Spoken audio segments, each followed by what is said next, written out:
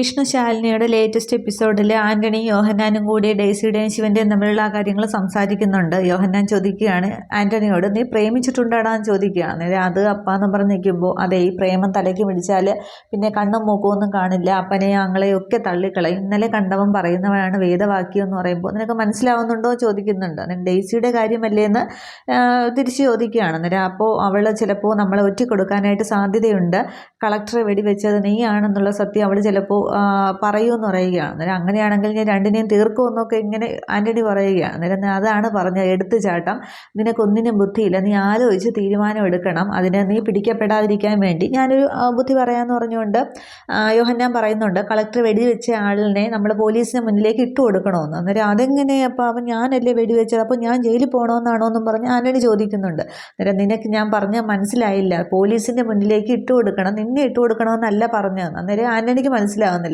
അന്നേരം യോഹന്നാൻ പറയുന്നുണ്ട്, അതായത് കളക്ടറെ വെടിവെച്ച ഒരാളെ നമ്മളൊരു ഡെമ്മി ഇറക്കുന്നു, ഒരു വാടക കൊലയാളി, അതായത് അത് നമ്മുടെ നീ ചെയ്ത കുറ്റം ഏൽക്കാനായിട്ട് വിശ്വസ്തതയുള്ള ഒരു കൊലയാളി, അപ്പോൾ പോലീസിൻ്റെ മുന്നിലേക്ക് ഇട്ടുകൊടുത്താൽ പിന്നെ നീ സുരക്ഷിതനാവുമല്ലോ എന്ന് പറയുകയാണ്.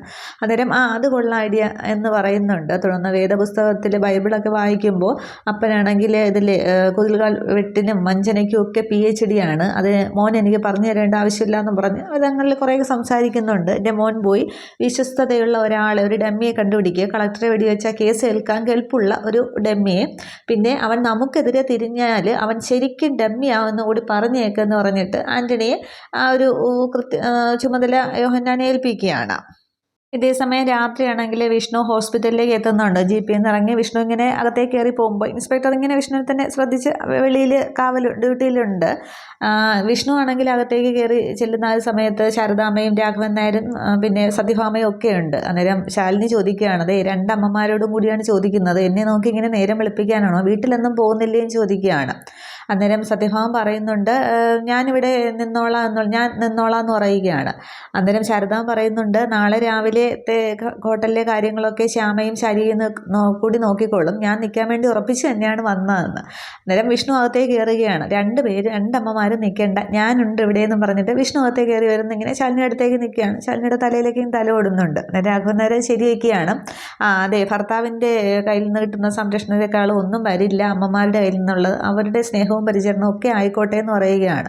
അപ്പോൾ ഭാമ ഇങ്ങനെ ചെറുതായിട്ട് പരിഭവം കാണിക്കുകയാണ്, ഒരു തമാശ എന്നോണം തന്നെ. അപ്പോൾ ഈ ഒരു സാഹചര്യത്തിൽ നമ്മൾ അമ്മമാരെ നോക്കണ്ടെന്നാണോ എന്ന്. അന്നേരം അങ്ങനെയല്ല, ഭർത്താവ് കൂടെ ഉള്ളതല്ലേ നല്ലതെന്നിങ്ങനെ രാഘവൻ നായർ പറയുന്നുണ്ട്. അന്നേരം എങ്കിൽ പിന്നെ ഇറങ്ങട്ടെ എന്ന് പറഞ്ഞ് ശാരദാമ്മ എഴുന്നേൽക്കുകയാണ്. രാവിലത്തേക്കുള്ളത് ഞാൻ കൊണ്ടുവരാമെന്ന് പറയുമ്പോൾ, ഞങ്ങൾ രണ്ടുപേരുടെ കാര്യമല്ലേ ഉള്ളൂ അമ്മയെന്ന്, ഞങ്ങൾ ക്യാൻറ്റീനിൽ നിന്ന് വാങ്ങിക്കോളാം എന്നിങ്ങനെ ശാലിനി പറയുമ്പോൾ സത്യഭാമ പറയുകയാണ്, എങ്കിൽ ഉച്ചയ്ക്കത്തെ ചോറും കറികളൊക്കെ ആയിട്ട് ഞാൻ വരാം, ക്യാൻറ്റീനിലെ ഭക്ഷണമൊന്നും മോൾക്ക് പിടിക്കില്ല എന്ന് പറയുകയാണ്. അന്നേരം ശാരദാമ്മയ്ക്കും വിഷ്ണുവിനും രാഘവനാർക്കും ഒക്കെ ശാലിനിക്കും ഒക്കെ ഭാമയുടെ പെരുമാറ്റത്തിലൊക്കെ സന്തോഷം തന്നെയാണ്. വിഷ്ണു ഇങ്ങനെ രാഘവനാരോട് കണ്ണ് കാണിക്കുന്നുണ്ട്, അമ്മായിമ്മ മരുമോടുള്ള ആ ഒരു സ്നേഹമൊക്കെ. അന്നേരം അത് ആലോചിച്ച് അവരെന്താണെന്ന് വെച്ചാൽ ആലോചിച്ച് തീരുമാനിക്കട്ടെ, നമുക്ക് ഇറങ്ങാമെന്നിങ്ങനെ രാഘവനാർ പറയുകയാണ്. അന്നേരം സത്യഭാമ പറയുന്നുണ്ട്, ഇനിയിപ്പോൾ ഇറങ്ങാം, അല്ലെങ്കിൽ രാഘവേട്ട ഇരുന്നിങ്ങനെ ഓരോന്ന് പറഞ്ഞുകൊണ്ടേയിരിക്കും, എന്നാൽ പോട്ടെ എന്ന് പറഞ്ഞിട്ട് സത്യഭാമ എഴുന്നേറ്റ് ശാലിനിയുടെ നെറ്റിയിലേക്ക് മുത്തമൊക്കെ കൊടുക്കുന്നുണ്ട്. ശാരദാമ്മ ഇങ്ങനെ നോക്കി നിൽക്കുകയാണ്. എന്നിട്ട് ഇനി യാത്രയില്ല എന്ന് പറഞ്ഞിട്ട് അവർ ഇറങ്ങുന്നുണ്ട്. അന്നേരം പോകുന്ന വഴിക്ക് പിന്നെ ഭാമ പറയുന്നുണ്ട്, പോകുന്ന വഴിക്ക് ശാരദാമ്മയെ വീട്ടിലിറക്കാമെന്ന്. അന്നേരം വിഷ്ണു പറയുന്നുണ്ട്, അപ്പോൾ ശാരദാമ്മനെ ഓട്ടോ വിളിച്ച് കഷ്ടപ്പെടണ്ടല്ലോ എന്ന്. തുടർന്ന് അവരെല്ലാവരും കൂടി പോകുന്നുണ്ട്. തുടർന്ന് വിഷ്ണു ആണെങ്കിൽ കസേരയൊക്കെ നീക്കിയിട്ട് ശാലിനിയുടെ അടുത്തേക്ക് ഇരിക്കുന്നുണ്ട്. രണ്ടമ്മമാർക്കും പോകാനായിട്ട് മനസ്സില്ല എന്നിങ്ങനെ പറയുകയാണ്. അന്നേരം ശാലിനി പറയുന്നുണ്ട്, രേഷ്മ വിളിച്ചിരുന്നു, എന്താ തിരിച്ചു വിളിക്കാൻ ഞാൻ ചോദിക്കുന്നുണ്ട്. അന്നേരം വിഷ്ണു ഇങ്ങനെ ശാലിനി ശ്രദ്ധിക്കുന്നുണ്ട്. അന്നേരം അപ്പോൾ തനിക്ക് പിന്നെ സംശയം തുടങ്ങിയെന്ന് ചോദിക്കുകയാണ്. അന്നേരം എനിക്ക് സംശയമൊന്നുമില്ല, വിഷ്ണുവിന് എന്തായിരുന്നു ബുദ്ധിമുട്ട് എന്നിങ്ങനെ ചോദിക്കുന്നുണ്ട്. അന്നേരം അത് ഒന്നുമില്ല, വിഷ്ണു ശാലിനിക്ക് മുഖം കൊടുക്കാതെയാണ് പറയുന്നത്, അതേ, വെയിലിൻ്റെ ആയിരുന്നു, എന്തൊരു വെയിലായിരുന്നു, ഒന്ന് മുഴുവൻ വെയിൽ കൊള്ളുകയായിരുന്നു, അതിൻ്റെ ഒരു തലകറക്കം ക്ഷീണമൊക്കെ ആയിരുന്നു, അതൊക്കെ ഇങ്ങോട്ട് മാറിയെന്ന്. അന്നേരം പിന്നെന്താ തിരിച്ച് വിളിച്ച് പറയാതിരുന്നതെന്ന്. അതിൻ്റെ ആവശ്യമൊന്നുമില്ല എന്നിങ്ങനെ പറയുമ്പോൾ, എന്നാലും വിഷ്ണുവേട്ടൻ്റെ ബുദ്ധിമുട്ട് അറിയാവുന്നുണ്ടല്ലേ വിളിച്ചതെന്ന് പറയുകയാണ്. അന്നേരം വിഷ്ണു ചോദിക്കുന്നുണ്ട്, അപ്പോൾ ഞാൻ വിളിക്കുന്നതുകൊണ്ട് വേറെ കുഴപ്പമൊന്നുമില്ല അല്ലേ, തനിക്ക് സംശയമൊന്നും ഇല്ലല്ലേ എന്ന് പറയുകയാണ്. അന്നേരം ശാലിനിയാണെങ്കിൽ വിഷ്ണുവിൻ്റെ കൈ ഇങ്ങനെ കൊരുത്ത് പിടിക്കുന്നുണ്ട്. എന്നിട്ട് പറയുകയാണ്, എനിക്ക് വിഷ്ണുവേട്ടനെ ഒരു സംശയമില്ല, എൻ്റെ വിഷ്ണുവേട്ടൻ എനിക്ക് നന്നായിട്ട് അറിയാം എന്നിങ്ങനെ പറയുകയാണ്.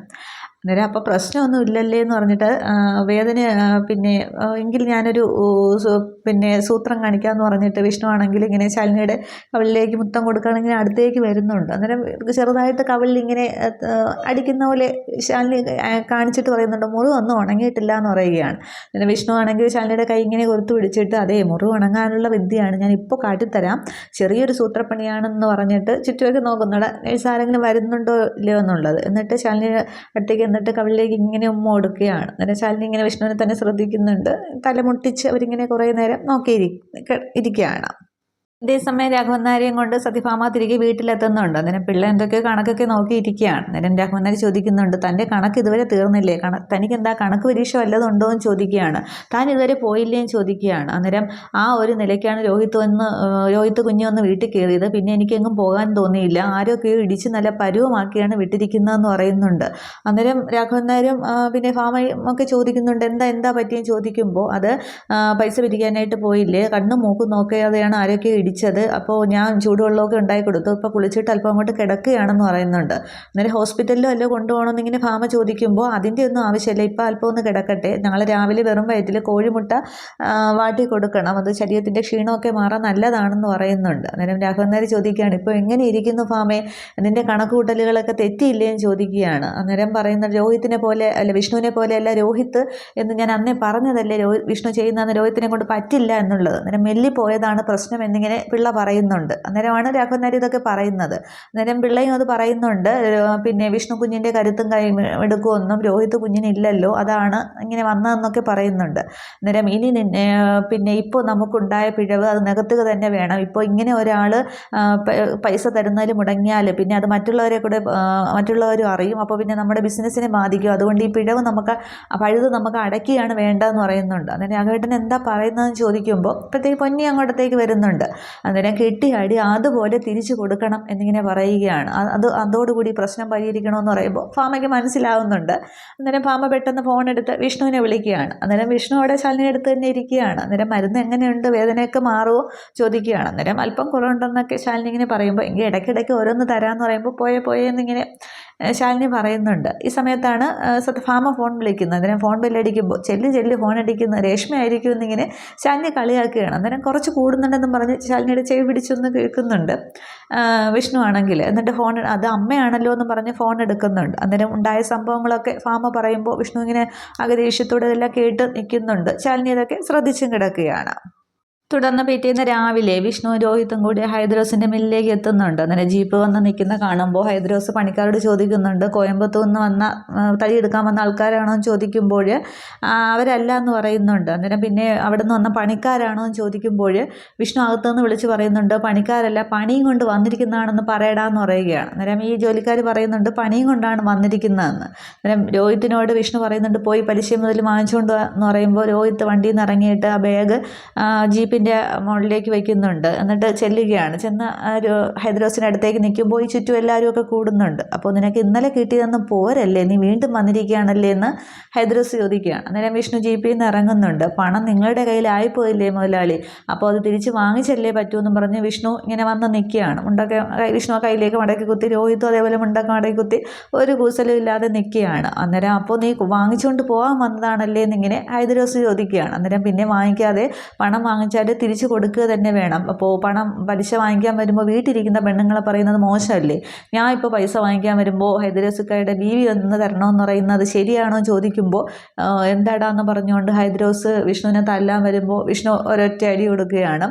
അതിനുശേഷം പറയുന്നുണ്ട്, അപ്പോൾ നീ കൊണ്ടുപോകാൻ തന്നെ വന്നതാണല്ലേ, വിഷ്ണുവിൻ്റെ കയ്യിൽ നിന്ന് പൈസ വാങ്ങിച്ചിട്ട് നീ എവിടെ പോയി ഒളിച്ചിരുന്നാലും അവിടെ വിഷ്ണു വന്നിരിക്കും, വാങ്ങിച്ചുകൊണ്ടേ പോകുന്നൊക്കെ ഇങ്ങനെ പറയുകയാണ്. അന്നേരം നീ കൊണ്ടേ പോകുമല്ലേ, എടാ മക്കളെ നിങ്ങളെല്ലാം, അപ്പോൾ ഇവന്മാരെ എല്ലാവരും കൂടി ഒരു കമ്പനി കൊടുക്കണമെന്ന് ഇങ്ങനെ ജോലിക്കാരോട് ഹൈദ്രോസ് പറയുന്നുണ്ട്. പിന്നെ എനിക്ക് പ്രായമൊക്കെ ആയില്ലേ, അപ്പോൾ പിന്നെ ഞാൻ ഇതിൻ്റെ കൂട്ടത്തിലില്ല, ഇവർ നിങ്ങളുടെ കാര്യം നോക്കിയോളൂ എന്നിങ്ങനെ ഹൈദ്രോസ് പറയുകയാണ്. അന്നേരം വിഷ്ണു പറയുന്നുണ്ട്, പ്രായമൊന്നും എനിക്കൊരു പ്രശ്നമല്ല, എന്ത് തുടങ്ങിയാലും ഗണപതിക്ക് വെച്ച് തന്നെയാണ് ഞാൻ തുടങ്ങുന്നത്, അപ്പോൾ ഇവിടെയും അതുപോലെ തന്നെ ആയിക്കൊള്ളട്ടെ എന്ന് പറഞ്ഞിട്ട് ഹൈദ്രോസിൻ്റെ കർണം നോക്കി വിഷ്ണു ഒന്ന് പൊട്ടിക്കുകയാണ്. എന്നിട്ട് പറയുന്നുണ്ട്, ഇത് നീ എൻ്റെ അമ്മയെ പറഞ്ഞതിനാണ്, ഇനി ഒന്നുകൂടിയുണ്ട്, അത് തന്നിട്ട് പറയാമെന്ന് പറഞ്ഞിട്ട് നെഞ്ചത്തേക്ക് ഒരു ചവിട്ട് വിഷ്ണു കൊടുക്കുന്നുണ്ട്. എന്നിട്ട് പറയുകയാണ്, വേണം, പണം വാങ്ങിച്ചാൽ തിരിച്ചു കൊടുക്കണം, അതിനാണ് എന്നിങ്ങനെ വിഷ്ണു പറയുകയാണ്. അന്നേരം ഹൈദ്രോസിന് ആകപ്പാട് ദേഷ്യം വരുന്നുണ്ട്. അന്നേരം അടിച്ചൊടിക്കട ഇവന്മാരുടെ കാലും കയ്യും എന്നൊക്കെ ഇങ്ങനെ ഗുണ്ടകളോട് പറയുമ്പോൾ അവരെല്ലാവരും കൂടി വിഷ്ണുവിനെ രോഹിത്തിന് നേരെ ഒരു ഫൈറ്റ് സീനാണ്. കുറേ നേരം അതങ്ങനെ കാണിക്കുന്നുണ്ട്. വിഷ്ണുവും രോഹിത്തും കൂടി എല്ലാത്തിനെയും അടിച്ച് അവശരാക്കുന്നുണ്ട്. അവസാനം ഓരോരുത്തരായിട്ട് അങ്ങ് ഓടിപ്പോവുകയാണ്. ഹൈദ്രോസ് മാത്രം ആകുന്നുണ്ട്. അന്നേരം ഹൈദ്രോസ് ഇങ്ങനെ ആകെ പേടിച്ച് നിൽക്കുകയാണ്. ആ ഒരു സ്റ്റണ്ട് സീൻ ഒരു 5 മിനിറ്റോളം കാണിക്കുന്നുണ്ട്, വിഷ്ണുവിൻ്റെ രോഹിത്തിൻ്റെ എല്ലാവരെയൊക്കെ അടിച്ച് ഓടിക്കുന്നതൊക്കെ. അതിനുശേഷം രോഹിത്ത് ഇങ്ങനെ ഒരു കമ്പ് ഇങ്ങനെ എടുത്തുകൊണ്ട് വരികയാണ് ഹൈദ്രോസിനെ അടിക്കാനായിട്ട്. അപ്പോൾ വിഷ്ണു ആണെങ്കിൽ രോഹിത്തിൻ്റെ അല്ല ഹൈദ്രോസിൻ്റെ ജുബയുടെ കോളറിന് പിടിച്ച് വലിച്ചുകൊണ്ട് അകത്തേക്ക് കൊണ്ടുപോവുകയാണ്, മില്ലിനകത്തേക്ക്. അന്നേരം എന്നെ ഒന്നും ചെയ്യല്ലേ എന്നൊക്കെ ഇങ്ങനെ ഹൈദ്രോസ് പറയുന്നുണ്ട്. എന്നിട്ട് ആ മെഷീൻ്റെ അടുക്കലേക്ക് കൊണ്ടുപോവുകയാണ്. എന്നിട്ട് രോഹിത്തെ ഓൺ ചെയ്യടാന്ന് പറയുകയാണ്. അന്നേരം രോഹിത്ത് ഇങ്ങനെ മെഷീൻ ഓൺ ചെയ്യുന്നുണ്ട്. അന്നേരം എന്നെ ഒന്നും ചെയ്യില്ലേ, പണം ഞാൻ തരാമെന്ന് ഇങ്ങനെ ഹൈദ്രോസ് നിലവിളിക്കുന്നുണ്ട്. മുൻപൊരിക്കൽ അതുപോലെ ഉപേന്ദ്രനെയും ചെയ്തതുപോലെ ഒരു സീനാണ് കാണിക്കുന്നത്. ഇത്രയുമേ എപ്പിസോഡിൽ കാണിക്കുന്നുള്ളൂ. അപ്പോൾ അവിടെ വെച്ച് ഹൈദ്രോസിനെ ഒന്നും ചെയ്യില്ല, പക്ഷേ പൈസ കൊടുക്കും.